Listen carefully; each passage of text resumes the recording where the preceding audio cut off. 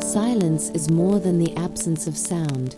It is the subtle atmosphere in which the deepest truths of the soul can finally breathe.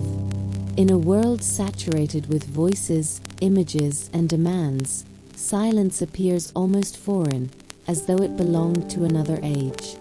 Yet it is often in the most understated of places: a quiet room at dawn, a chapel when everyone has left, a path in the woods after rain, that many people sense something larger than themselves. In such moments, the soul intuits, sometimes without words, that God does not usually shout above the noise of life, but instead waits gently in the spaces we have not yet filled. Silence becomes the doorway through which the heart steps into a reality it cannot fully explain, yet deeply recognizes. Before we continue, if this reflection is meaningful to you, take a brief moment to subscribe to the channel, like this video, and leave a comment sharing how you experience silence in your own life. Your participation helps this message reach others who may need it. Silence, understood in its fullest sense, is not merely external quiet. There is an interior silence that is more challenging to attain and more transformative once welcomed. It is possible to enter a monastery and find it very noisy, because one's inner world is crowded with anxieties, memories, expectations, and unresolved conflicts. The true meeting place between the soul and God is this inner sanctuary, the hidden chamber that lies beneath the constant stream of thoughts and emotions. When religious traditions speak of the heart as the dwelling place of God, they do not refer to mere feelings, but to the center of the person, that place where existence itself is received as gift.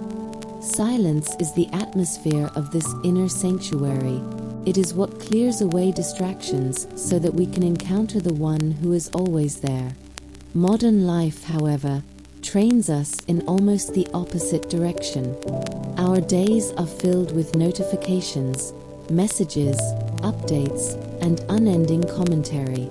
Even in moments when our bodies are at rest, our minds are rarely still. We move from one screen to another, one distraction to the next, as though we were afraid of what we might discover if the noise faded even for a short time. The market of attention thrives on our restlessness, and the result is that many people reach the end of the day feeling depleted yet strangely untouched at the deepest level. They have seen and heard so much, and yet their soul has not really had a chance to speak or to listen. This continuous noise has consequences not only for our psychological health, but for our capacity to perceive the sacred. Studies in recent years have shown the renewing effects of quiet environments on the human brain, including reduced stress responses and increased capacity for emotional regulation. Periods of silence can decrease the production of stress hormones and allow the nervous system to return to a calmer state. Yet for the person of faith, silence is not valuable only because it calms the mind. It is precious because it makes room for God. If the soul is flooded at every moment with external voices and internal turbulence, then the subtle movements of grace can go unnoticed.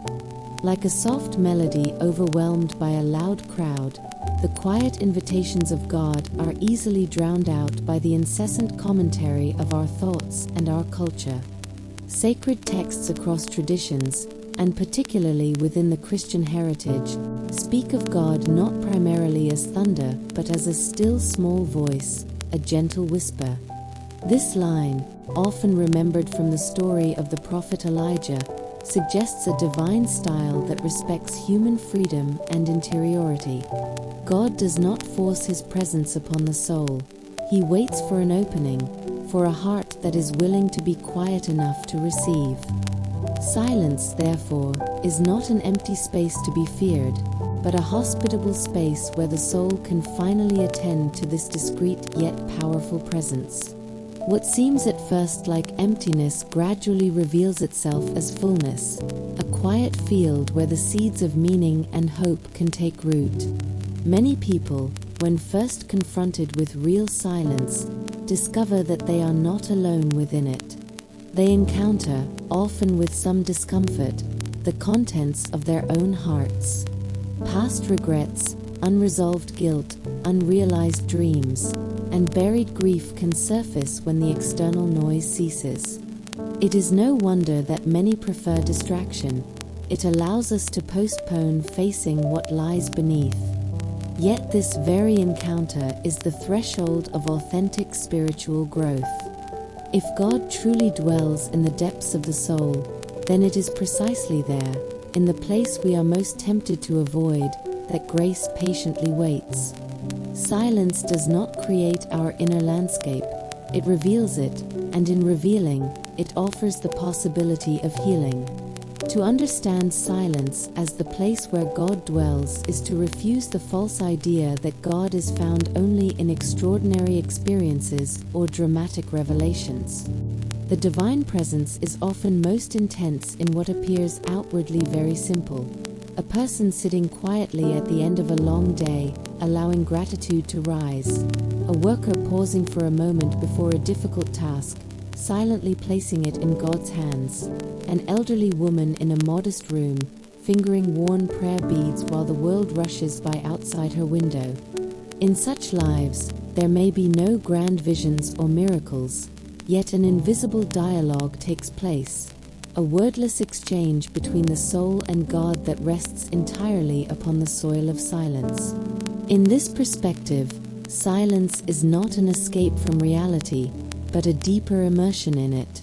Far from being a luxury for those with plenty of free time, it is an essential dimension of a fully human life. Just as the body needs sleep to renew its strength, the soul needs silence to remain connected to its source. A life without silence is like a sentence without punctuation. Everything runs together, and meaning becomes harder to discern. The moments when we step aside from activity, when we put the phone down, close the laptop, and simply sit in attentive stillness, are not wasted. They are acts of faith that reality is larger than our immediate tasks, and that God is working in ways that surpass our understanding.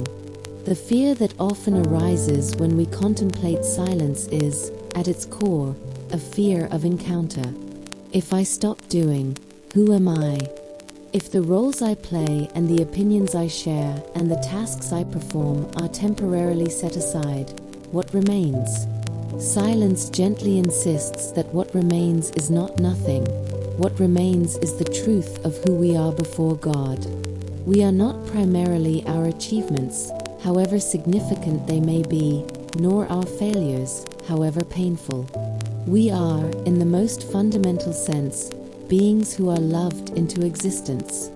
Silence allows this truth to emerge from beneath the accumulated layers of self-definition and social expectation. There is a profound relationship, therefore, between silence and human dignity. When we do not allow ourselves any interior stillness, we begin to treat ourselves as objects in motion rather than as persons with depth. We measure our worth by productivity, popularity, or performance. Silence resists this reduction. It reminds us that the most important realities cannot be measured: the depth of a person's love, the sincerity of a prayer, the courage to forgive, the quiet endurance of suffering. In silence, we remember that God does not look at us as the world does. The gaze of God penetrates to what is hidden, and it is in the hidden place that He chooses to dwell. To cultivate such silence does not necessarily require long hours or dramatic changes to one's life. It begins with modest, realistic steps, setting aside a few minutes each day to simply be in God's presence without many words, turning off background noise at certain times, taking a slow walk without headphones, listening instead to the subtle sounds of creation. These small choices, repeated day after day, gradually carve out an inner space where the heart becomes more sensitive to the presence that has always been there. Over time, a person who regularly enters into silence discovers that it begins to accompany them even in the midst of activity. They carry an inner stillness that is not easily shaken by external events. One might imagine the soul as a deep lake. On the surface, the water is agitated by wind, rain, and passing boats. These are the impressions, thoughts, and emotions that fill our everyday consciousness. But if one descends far enough, beyond the turbulence of the surface, the water is still. There, in the quiet depths, one finds a mysterious clarity. Silence in the spiritual life is this descent from the surface to the depths, where God's presence remains untroubled by the constant movement above. We do not abandon our responsibilities when we descend. Rather, we return to them from a place of greater stability and wisdom. The fruits of such silence are subtle yet unmistakable. A person who frequently meets God in the quiet of the heart often becomes more patient, more attentive, and more compassionate. They may speak less, but when they do speak, their words carry more weight, because they arise from a place of listening. They become slower to judge, more willing to forgive, because they have learned in silence how much they themselves have been forgiven. Silence thus shapes not only our relationship with God, but also our relationships with others. It teaches us to honor the mystery in each person, to resist the urge to fill every gap in conversation, and to be present in a way that allows the other to feel truly seen. In the first part of this reflection, we have considered silence as the atmosphere of the soul, the place where God waits to be encountered in the depths of our being. We have looked at how noise, both external and internal, can obscure this presence, and how simple practices can begin to open a space for God's silent dwelling in our lives. Yet the mystery of silence does not end with the individual. Silence is also the language of love in relationships, the companion of suffering, and the foundation of wise action in the world. To see how God continues to dwell in these deeper dimensions of silence, we now turn to a further exploration of this path. Silence in relationships is often misunderstood. Many people equate silence with distance, coldness, or disinterest. Yet the most profound human bonds frequently express themselves beyond words. The quiet companionship of two friends who need not constantly speak to feel close, the steady presence of a parent sitting by a child's bed in illness, the shared silence of two people watching a sunset, both aware that something beautiful is happening that no commentary can improve. In such moments, silence is not an absence but a fullness, a shared reverence before what exceeds both. When God dwells at the center of a person's life, this divine presence also inhabits their silences with others, transforming them into spaces of communion rather than emptiness. There is, however, another side to silence in relationships, the silence of listening. To truly listen is to allow another person's words, and even more their unspoken realities, to enter our inner world. This requires an interior calm that can welcome without rushing to respond, argue, or fix. Listening becomes, in this sense, a spiritual discipline. It mirrors the way God listens to us, patiently, attentively, without immediate condemnation. When we practice this kind of silence, we participate in God's own way of being with people. We reflect, in a limited but real way, that divine respect for the mystery of the other. Such listening can be healing, because it reassures the speaker that they are neither alone nor reduced to a problem to be solved. Silence also intersects deeply with suffering. One of the greatest struggles for many believers is the apparent silence of God in the face of pain, injustice, or loss. In times of grief or crisis, Prayers may seem to go unanswered, and the absence of any clear response can be devastating. Yet it is significant that some of the holiest figures in religious history, from Job in the Hebrew scriptures to many saints and mystics in the Christian tradition, have passed through long periods in which God seemed hidden or silent. They came to understand that this silence is not always a sign of God's distance, but sometimes of His deeper work, hidden from immediate perception. When God appears silent, the soul is invited to move from seeking consolations to seeking the one who consoles, from relying on feelings to trusting in faith. This is not easy.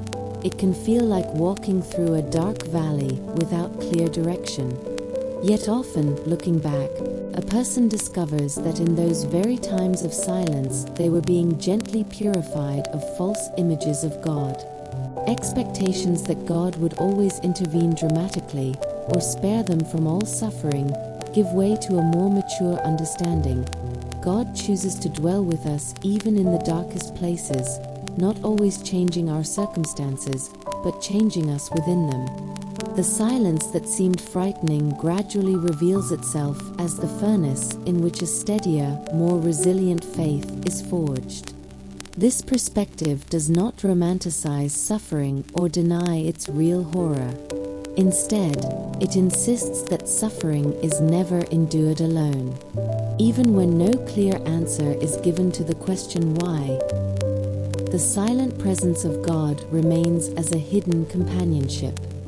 This is seen most powerfully in the image of Christ suffering on the cross, a figure at once abandoned and yet united to the Father in a way that transcends all feeling. For many, contemplating this mystery becomes a way of discovering that God's dwelling in silence is not a retreat from human pain, but a decision to share it from within. Silence is also crucial for discernment, the process by which we seek to understand how we are called to live, act, or decide in concrete situations. It is difficult to perceive the gentle inclinations of grace when our minds are filled with constant input. Discerning a vocation, choosing a profession, deciding how to respond to a conflict, or recognizing when it is time to let go of a certain path. All of these require an inner space where competing voices can be weighed in the light of God's presence. In silence, we learn to distinguish between impulses driven by fear or vanity and those that arise from a deeper place of peace and generosity. To live a discerning life, one does not need to withdraw entirely from society, but one does need rhythms of silence.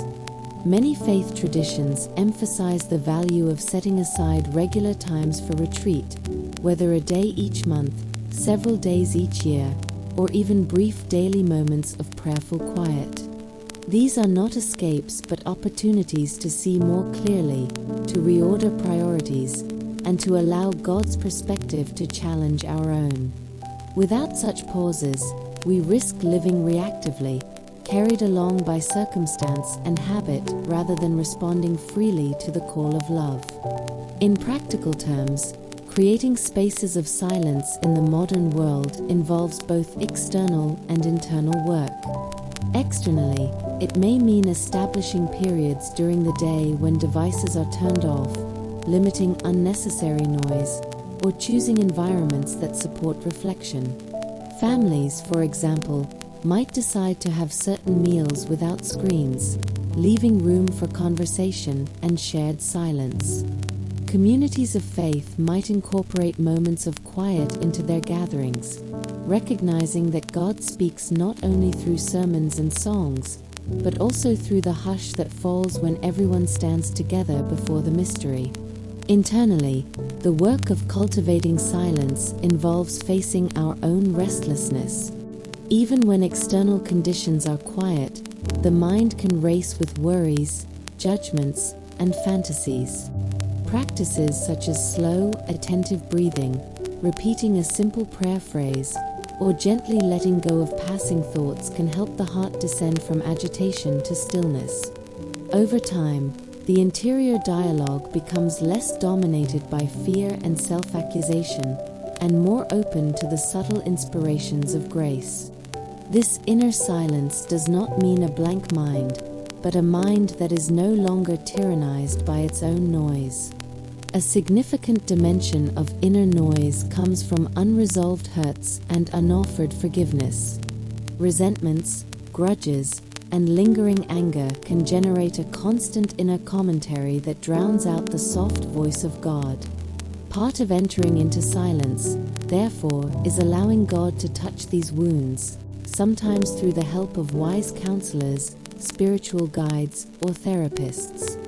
As forgiveness gradually takes root, the heart becomes less crowded by old battles and more available for the present moment. In this way, silence and reconciliation are closely linked. Both involve letting go so that a new space of life can open. Silence is not opposed to action. Rather, it is the soil from which truly just and compassionate action arises. Many of the great movements for justice have been grounded in communities and individuals who knew how to be silent before God. This silence did not make them passive. It gave them clarity about what truly matters, courage to act without hatred, and perseverance when change was slow. When action is not rooted in such silence, it can easily become frantic, driven more by anxiety or the desire for recognition than by genuine love. Silence purifies our intentions, reminding us that every person we seek to help is already held in God's regard. In the same way, silence protects us from the constant temptation to define ourselves by comparison, competition, or public approval. In God's presence, sought in the simplicity of silence, we begin to realize that we are not required to impress Him. We are invited instead to be honest, to bring our real selves, with all our limitations, fears, and hopes.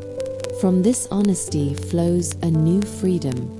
We no longer need to fill every moment with evidence of our importance. We can allow certain things to remain hidden, content that God sees what others may not. This hidden life, nourished in silence, becomes the secret source of strength for all that is visible.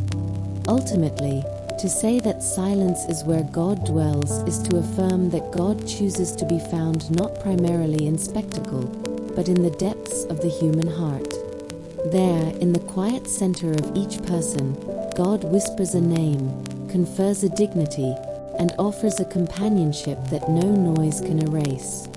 The invitation of silence is not to flee the world, but to discover, beneath its surface, the steady heartbeat of a love that sustains all things. When we accept this invitation, even in small and imperfect ways, we begin to live from a different center. The journey into silence is therefore not reserved for mystics or monastics alone. It is a path open to every worker, every student, every parent, every elderly person who sits by a window and watches the light change on an ordinary afternoon.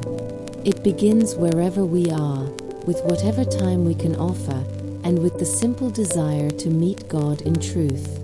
Each moment of chosen silence, however brief, becomes a small sanctuary in time, a place where the soul can rest and God can make His dwelling more deeply within us. As this reflection draws to a close, the invitation remains simple yet demanding. Dare to trust the quiet.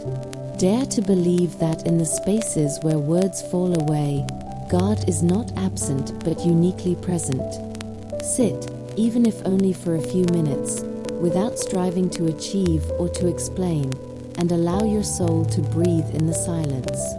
There, in that hidden exchange where no one else can see, the eternal God bends close to the fragile human heart and says, without sound yet with absolute clarity, "Here in this silence I dwell. Here, in the depths of your own soul, I am with you."